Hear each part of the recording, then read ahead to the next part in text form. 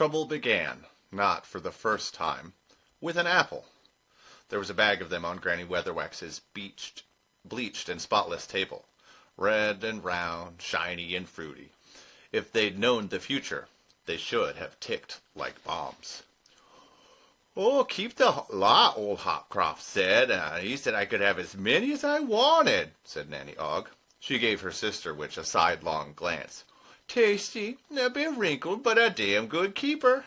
"He named an apple after you?" said Granny. Each word was an acid drop on the air. "'Cause of my rosy cheeks," said Nanny Ogg. "Oh, and I cured his leg for him after he fell off that ladder last year. And I made him up some jollop for his bald head." "It didn't work, though," said Granny. "That wig he wears? That's a terrible thing to see on a man still alive." "But he was pleased that I took an interest." Granny Weatherwax didn't take her eyes off the bag. Fruit and vegetables grew famously in the mountains hot summers and cold winters. Percy Hopcroft was the premier grower and definitely a keen man when it came to the sexual antics among the horticulture with the camel hair brush.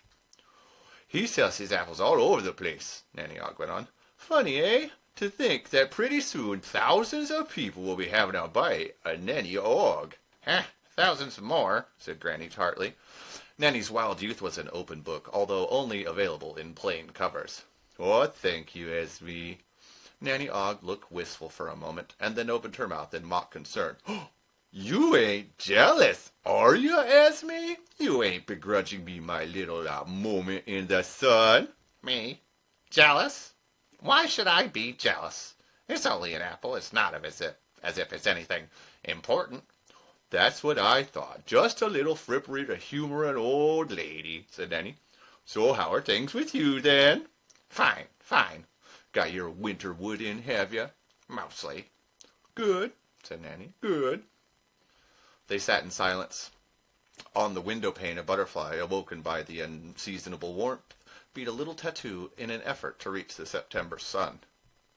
"Your potatoes? Got 'em dug, then?" said Nanny. "Yes." "We got a good crop off ours this year." "Good." "Salted your beans, have you?" "Yeah." "I expect you're looking forward to the trials next week." "Yeah." "I expect you've been practicing." "No."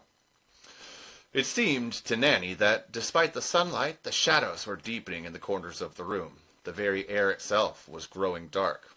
A witch's cottage gets sensitive to the moods of its occupant. But she plunged on. Fools rush in, but they are laggards compared to little old ladies with nothing left to fear. "You coming over for dinner on Saturday?" "What are you having?" "Pork." "With applesauce?" "Yeah." "No," said Granny. There was a creaking behind Granny. The door had swung open. Someone who wasn't a witch would have rationalized this, would have said that, oh, of course, it was only the wind. And Nanny Ogg was quite prepared to go along with this, but would have added, why was it only the wind? And how come the wind managed to lift the latch?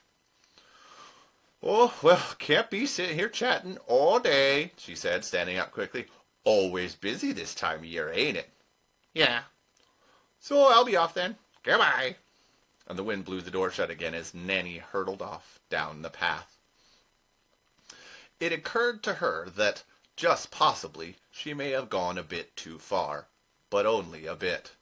The trouble with being a witch, at least the trouble with being a witch as far as some people were concerned, was that you got stuck out here in the country. But that was fine by Nanny. Everything she wanted was out here.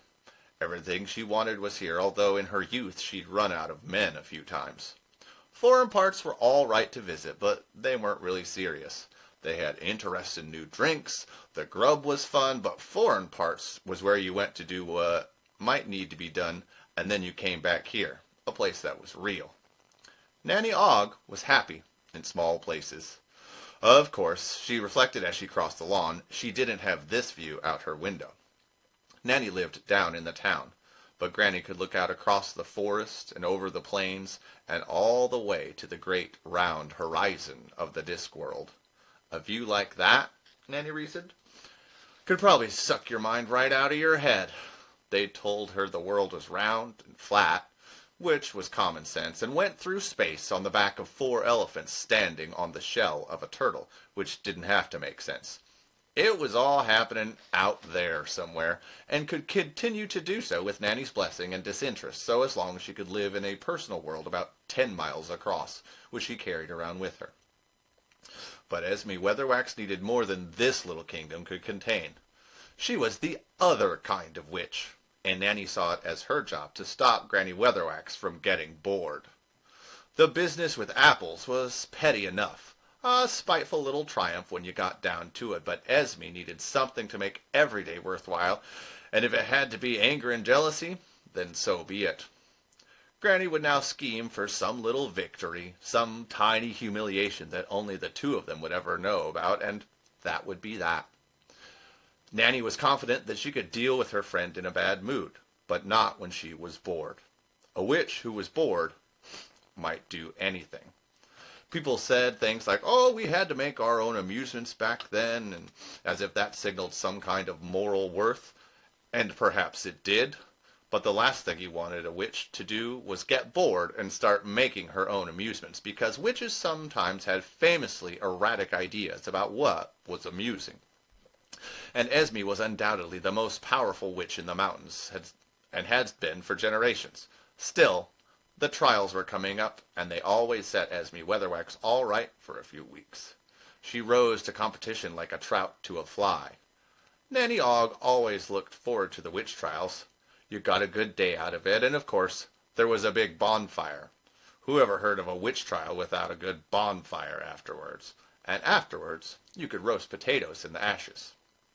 The afternoon melted into the evening, and the shadows in the corners and under stools and tables crept out and ran together.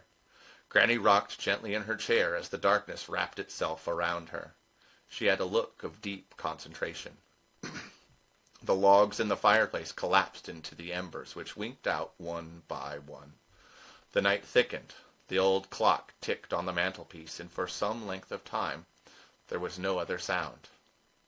There came a faint rustling. The paper bag on the table moved and then began to crinkle like a deflating balloon. Slowly, the still air filled with a heavy smell of decay, and after a while the first maggot crawled out. Nanny